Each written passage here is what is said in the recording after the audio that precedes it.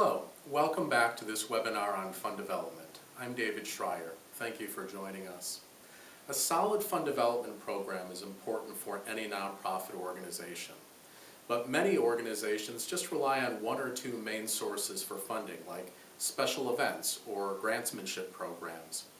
This webinar will focus on the full range of fund development possibilities for your ministry and give you a chance to look at how well balanced your fund development program is or where it might need some work. So what is fund development? Well, of course it's a way of raising funds from individuals or institutions, but perhaps more importantly, it's a way of building relationships with constituents that can serve your ministry for years to come.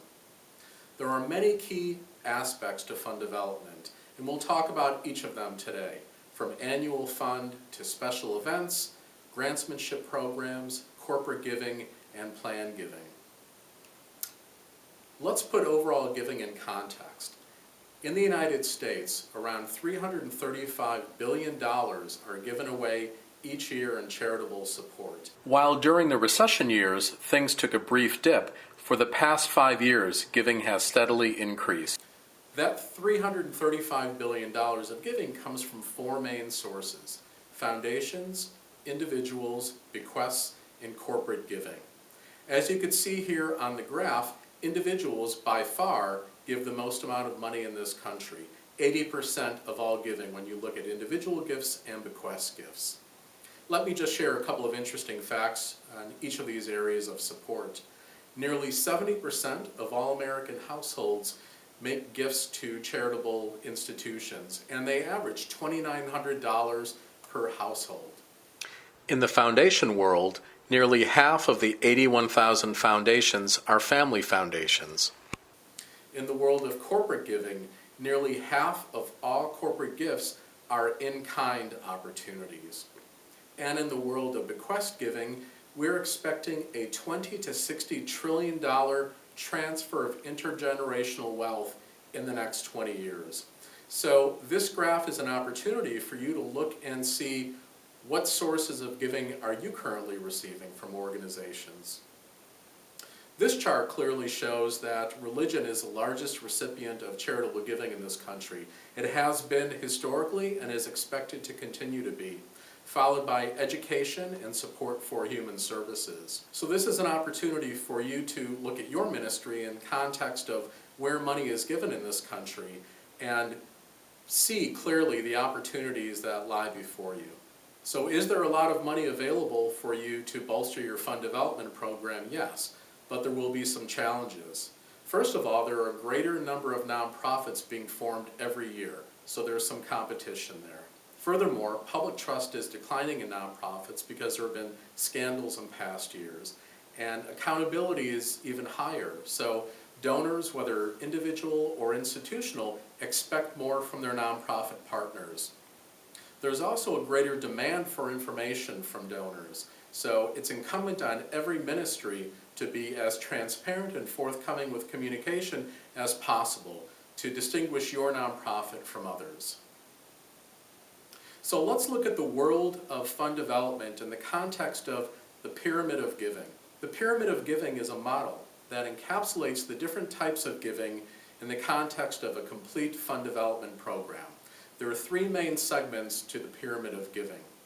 First, as you can see from this model, the base is the donor contact section. This is when donors first start to become affiliated with your ministry. They might attend a special event, or they might get a piece of direct mail or an annual fund piece from you, or they may simply be in the general public and learn something about your organization. So at this point, they're beginning to identify with the work you do. And through steady communication and through some of their initial giving to you, they learn more information about the work that you do, and they are seeking more information as well. So as you can see, the base of this pyramid is the widest and broadest because it holds the greatest number of smaller donors who come to your organization, but then who need to be grown into larger donors, which takes us to the middle segment of the donor pyramid, the donor growth phase. And this is the segment where individual major gifts or corporate grants or foundation grants are typically housed, because at this point, donors are taking a greater interest in the work that you're doing and making more of a commitment and developing a stronger relationship with your ministry. And so they're feeling a greater level of their own involvement and desiring even greater levels of involvement. So this is the segment where we nurture these relationships and build them for the long haul. And the final segment, the top segment of the pyramid of giving, is the estate or planned giving section. And this is where donors are making a true commitment, where you're being included in their wills along with loved family members. So at this point, there's an investment on the donor's part, and they're making a lifetime and beyond their lifetime commitment to your organization. So this is an opportunity for you to just pause and think about your fund development program and consider whether you've got all the different segments of the donor pyramid filled in or not, or if there's an opportunity for some work.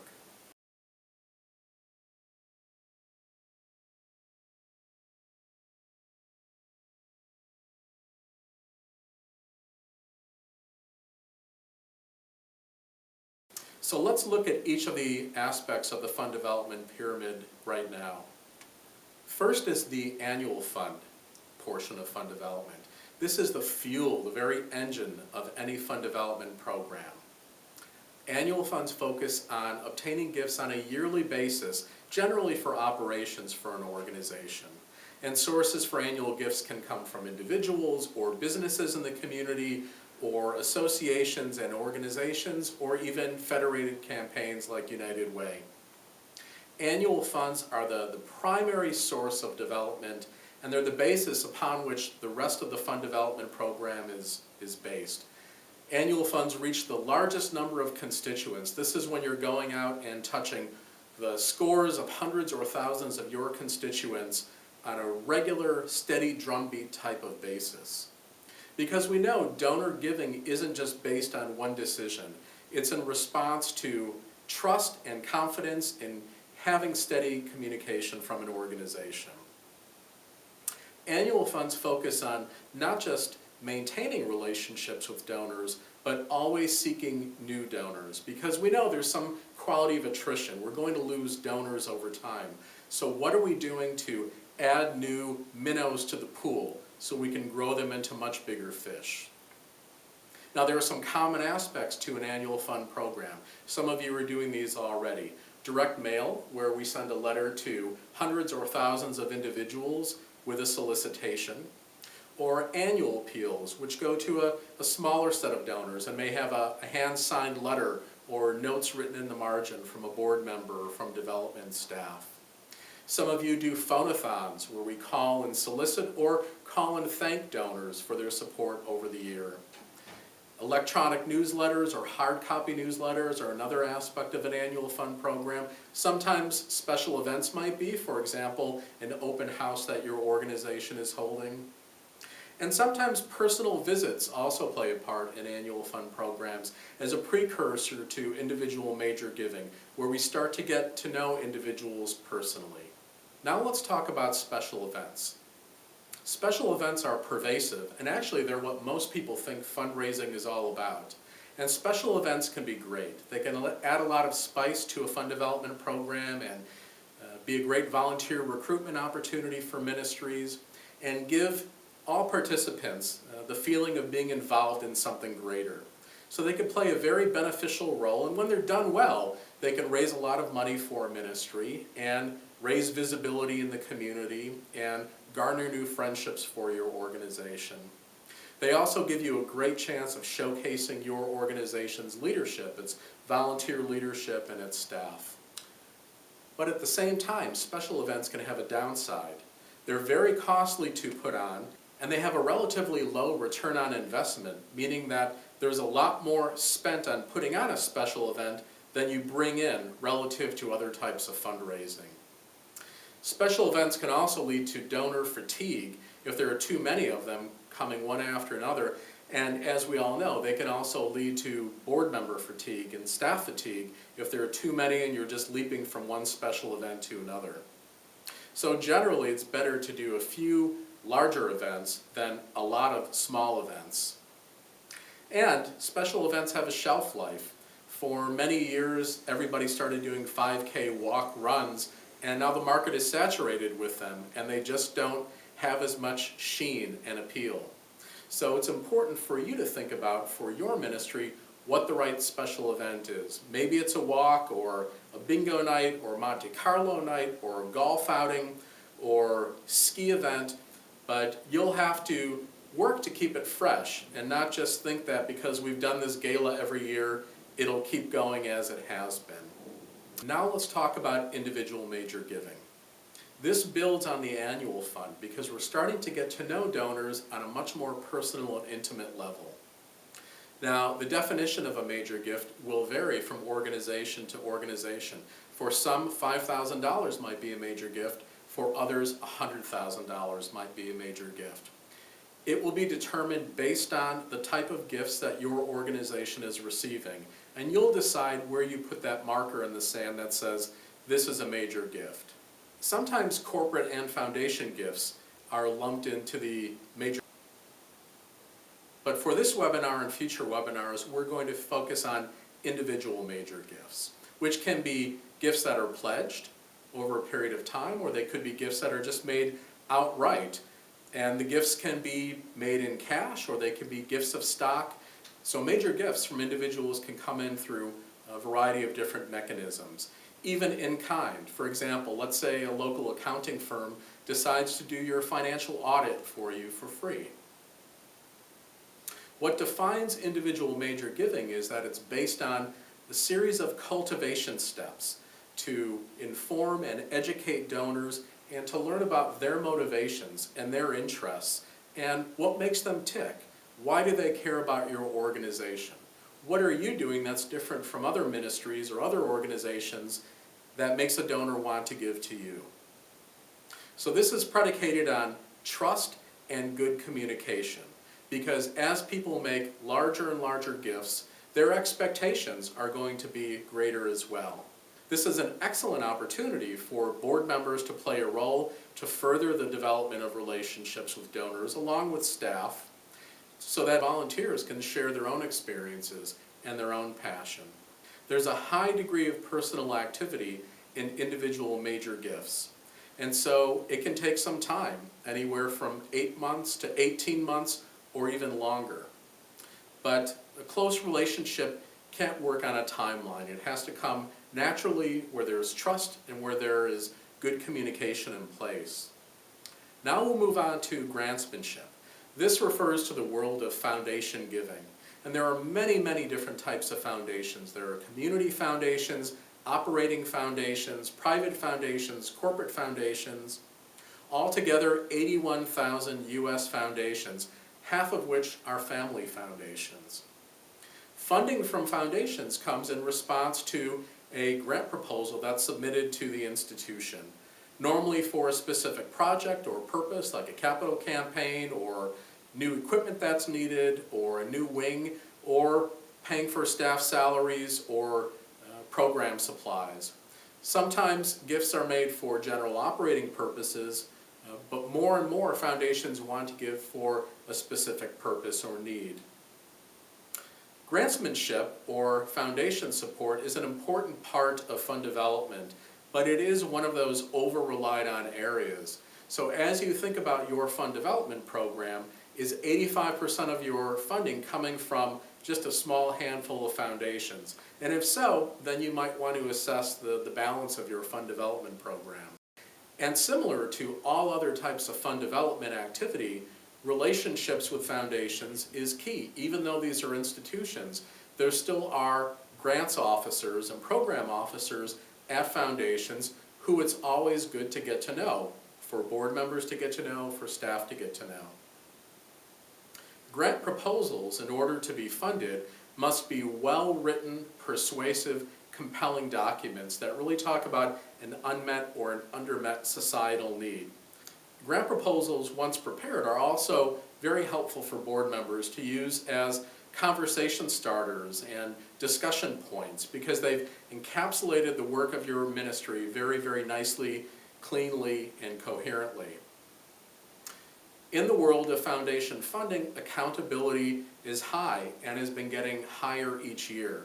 So expectations for mid-year reports and year-end reports and good, steady communication are implicit with every grant. There's also a significant focus on outcome measures for ministries. So what difference is a foundation grant making in terms of metrics? How many more people are being served, or to what degree is a problem or challenge being minimized in the community? So it's incumbent on ministries to be able to convincingly report back on the differences that a foundation grant made in order to line yourselves up for future giving. Grantsmanship is generally a staff-driven program, but again, board members can play a part through the relationships that they develop with program officers, for example, when leading a site visit at your organization. Generally, grantsmanship can be very time-consuming. It takes a lot of time and effort to put together and position and submit a good, solid proposal. But is it worth it at the end of the day? Absolutely. So now let's move on to corporate giving. There are many ways that companies support nonprofit organizations. Sometimes they make an outright gift, a direct contribution. At other times they may make an in-kind donation of goods or services that they offer. Sometimes they let nonprofits use their phones or printing equipment for their fund development programs. Companies often will make matching gifts if they're larger corporations and might match an employee's gift 1-to-1, 2-to-1, sometimes 3-to-1. Companies also give the time of their staff to volunteer for nonprofit organizations. So when approaching corporations for fund development support, it's important to have this multifaceted view in mind. So we're not merely thinking about a gift, but we're thinking about a multifaceted relationship with different aspects of this corporation, whether we're talking about 3M or the local Jiffy Lube on the corner. It's important to keep in mind what Milton Friedman once said, the business of business is business. So as opposed to foundation funding, which is focused on helping the foundation fulfill its need of service to the community, corporate giving, first and foremost, needs to serve the company. It needs to be beneficial to the company's corporate goals, or at least not hinder or harm them in any way.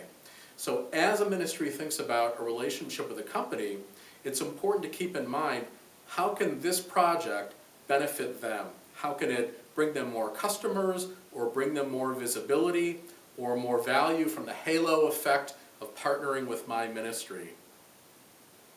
Sometimes this is called cause marketing, where we think about how the cause of our ministry aligns with the company's corporate goals in such a way that it makes sense to partner together. For example, if you're an environmental organization, partnering with a company that's made a socially responsible commitment to the environment is a perfect marriage. Companies like supporting nonprofit organizations because it helps them increase sales, it boosts employee morale, it strengthens their relationships with customers, it helps them get more customers. So you can be doing companies a favor through a partnership with you, but it just takes some good strategic thinking up front to help make the case for why they should support you. And then finally we move on to plan giving. Sometimes this is called deferred giving. And there are many, many different types of plan giving vehicles. We know about wills and bequests, and there are trusts and annuities, and plan giving is probably the most esoteric and least understood aspect of fund development. But that said, every ministry can do something in the world of plan giving. 90% of all plan gifts are bequests, so merely positioning your organization with the donors that support you as being worthy of being left in their estate plans is something you can do through communication, through your newsletters, on your website, just bringing your organization top of mind to not just donors, but estate attorneys and financial investors and all the other professionals that might be in relationship with the donor. Like individual major gifts, plan giving relies on trust, even more, a higher expectation for relationship and commitment and expectations of one another. Planned gift donors are generally the largest, most committed donors to an organization, and sometimes planned gifts are the only way for donors to make a large gift to an organization. Planned gifts can be gifts of cash or gifts of securities. They could be gifts of life insurance or gifts of property. They can be retirement assets. Planned giving is particularly important now because, as I mentioned earlier, there's this huge intergenerational transfer of wealth coming from anywhere from $20 trillion to $60 trillion. So the United States is aging. Donors are getting more sophisticated about what they want and need from nonprofit organizations. And 80% of all gifts come from individuals. So planned giving really is an area that can't be ignored. So now that we've looked at the major components of a fund development program, it's a good time for you to take a pause and think about how well balanced your fund development program is. Are you heavily skewed on foundation support or special event support? If so, you have opportunities to widen the array of support from some of these other areas. And the messaging might be slightly different if we're talking to annual fund donors or corporate funders, but it's important to take some risks and try new things and push yourselves a little bit beyond, because we know we just can't rely on the same old sources for funding in the same old ways anymore. At the start of the webinar, you had a chance to complete a pie chart that roughly framed out the pie pieces that reflect the sources of support for your fund development program. So now you can take a look at a pie chart compiled from 1,000 other nonprofit organizations and see the array, the balance of support that they have, from planned giving to corporate giving, annual fund, and so forth. As you can see, not all of their eggs are in one or two baskets, so this is a much safer and much more strategic fund development program. It's also important to understand donor motivation when we're relating to donors or prospects. Why is it that people are giving to your ministry? Or why have they stopped giving to your ministry? Keep in mind that people prefer to give to vision rather than need. So if we're going out there sounding too desperate and needy, that might be a bit of a turnoff. But if we can hold an exciting, compelling vision for the future, where even a $25 donor can feel they made a difference up to a $25,000 donor, then that's fantastic. This requires that we learn something about why our donors tick and be curious about who they are, whether as individuals or institutions. There are also key reasons why people don't give. The number one reason is they were never asked. And sometimes as nonprofit leaders, we feel a bit of paralysis or reluctance or hesitation to ask for gifts. We don't want to offend people or feel uncomfortable, but that's not actually the reality. People appreciate being asked for gifts and generally wish they could do more for an organization. There are other reasons that donors don't give as well. Organizations may not have shared information about their future plans or may not have communicated on a consistent basis. A frequent complaint that I hear about is donors saying the only time I hear from the organization is when they're asking me for money. So keeping our focus on relationships, what are we doing to build trust over the course of a year? When we talk about relationship-based fundraising, we need to think about how we match our needs to a donor's interests. Now, historically, there was a seller focus to fund development, which meant we need to find somebody who can make a gift to our cause. That's a seller focus. I would like to suggest that we can take a donor focused, which is extending an invitation to donors to join our mission and help them fulfill their own personal needs and aspirations. That's very different than going out and finding somebody to write a check because we've got a need that needs to be met. So we're flipping things around and focusing first on what the donor's interests and needs are, and then ours. This will go a long way to building trust and familiarity. It's just like Peter Drucker once said, fundraising is going around with a begging bowl. But fund development is creating a constituency that supports an organization because it deserves it. As you're relating to donors, whether individuals or corporations or foundations, there are three important things that every donor will want to know. First of all, was their gift received by your organization? How was it used, or how will it be used? And did their gift make a difference? And if your ministry can speak to these three needs at a minimum, then you're going a long way to fostering a good, trusting relationship. And it's likely that donors will make a repeat gift after that. At the same time, if a donor has stopped giving to your ministry, it's important to look at that situation and try to understand why. Was it something that you did? Was it something that you didn't do? Finally, at the end of the day, it's important to know who all of your constituents are, both donors and prospective donors. These are all the people that we want to put our hands around and bring closer to our ministry. So they include current and prior donors, the general public, corporate representatives, maybe local elected officials, foundation representatives. If you're a hospital, perhaps they include grateful patients. If you're a school, perhaps they include alumni. So it's important to spend some time as a ministry and think about who all of your constituents are. Thank you so much for joining us for this webinar. We look forward to meeting you the next time.